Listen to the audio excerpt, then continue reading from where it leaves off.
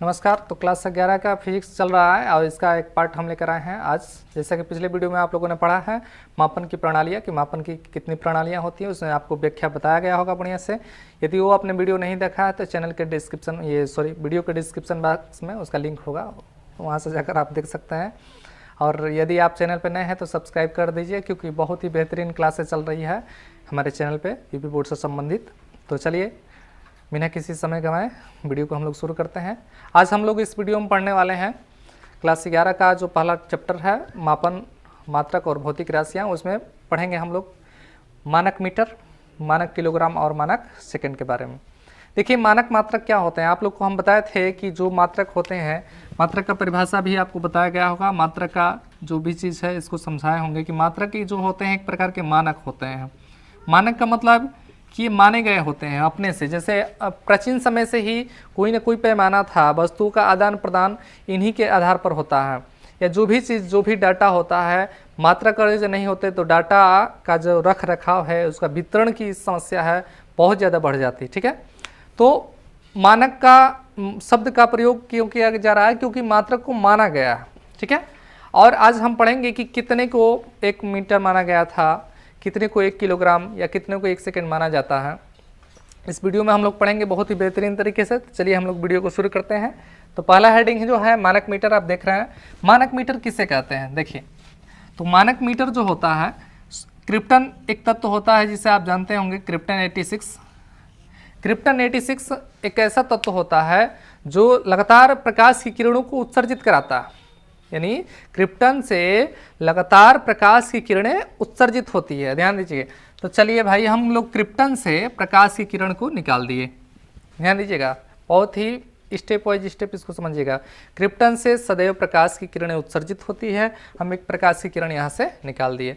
आप लोग को मालूम होगा कि श्वेत प्रकाश की किरण जो होती है वो मुख्य रूप से 7 रंगों में विभक्त होती है। जब प्रिज्म पर श्वेत प्रकाश की किरण को आपतित कराते हैं तो प्रिज्म पर जो 7 रंग की किरणें आपस में वहाँ से विभाजित होकर निकलती हैं। तो जो सूर्य की प्रकाश की किरणें होती है, जो प्रकाश की किरणें होती है वो 7 रंगों में विभाजित होती है। तो यहाँ से मान लीजिए हम प्रकाश की किरण को 7 रंगों में तोड़ देते हैं, ध्यान दीजिए। तो ये हो गया है VI BG YO, और एक और किरण हम ले लेते हैं R। विबजियोर कहा जाता है, जिसे हिंदी में बैनी आह पिनाला कहा जाता है। ठीक है, तो यहाँ से देखिए हमें ये अभी बताया कि बैनी आह पिनाला कहा जाता है। ये बैगनी, नीला, आसमानी, हरा, पीला, नारंगी और लाल। तो इसमें जो है क्रिप्टन 86 से उत्सर्जित प्रकाश की नारंगी रंग की किरण लेना है, यानी ये वाली किरण लेना है हमको, ऑरेंज रंग की।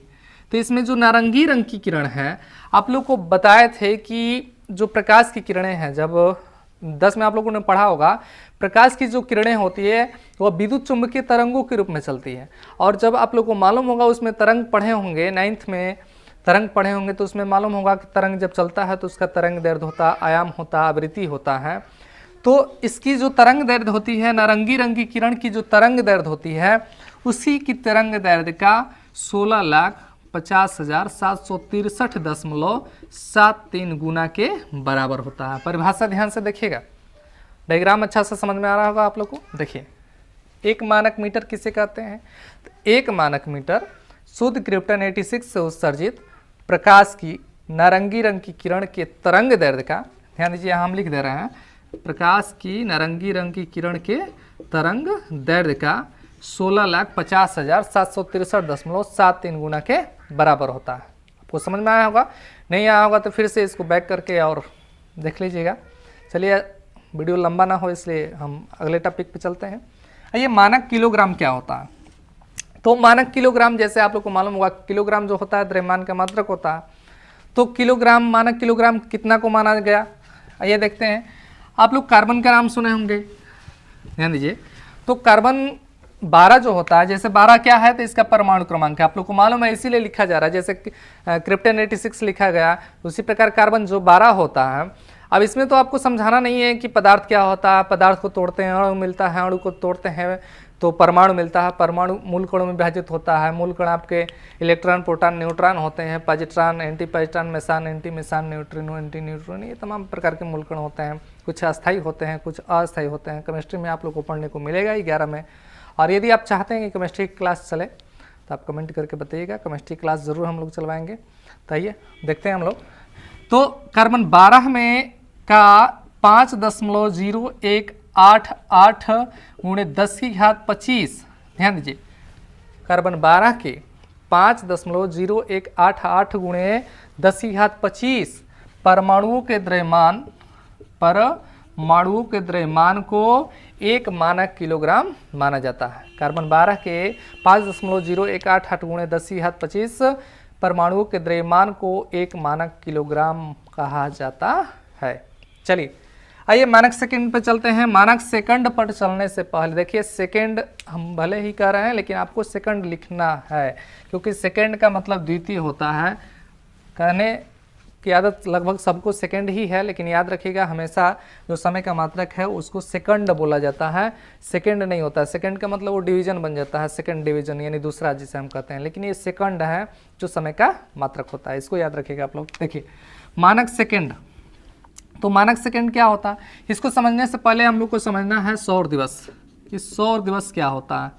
देखिए सौर दिवस क्या होता है, जैसे आज का जो दोपहर है वो जो मिड डे है, मिड डे जिसे हम मध्याह्न कहते हैं यानी दोपहर कहते हैं, तो आज सबसे पहले सौर दिवस को समझना है कि सौर दिवस क्या होता है।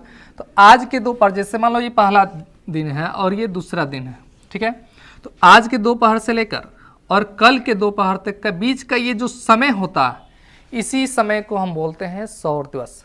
ध्यान से समझिए, जैसे आज के दोपहर से लेकर और कल के दोपहर तक के बीच का ये जो टाइमिंग होता है, इसी को हम बोलते हैं सौर दिवस।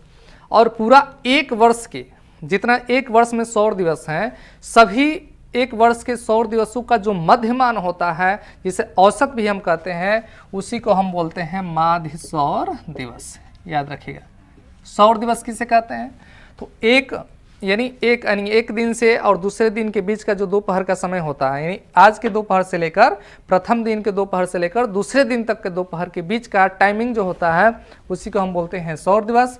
और पूरे एक वर्ष के सौर दिवसों का जो मध्यमान होता है, उसी मध्यमान को हम बोलते हैं माध्य सौर दिवस। ठीक है, तो माध्य सौर दिवस का 86,400वां भाग, जैसे हम यहाँ पे लिख दिए अभी माध्य सौर दिवस, माध्य सौर दिवस।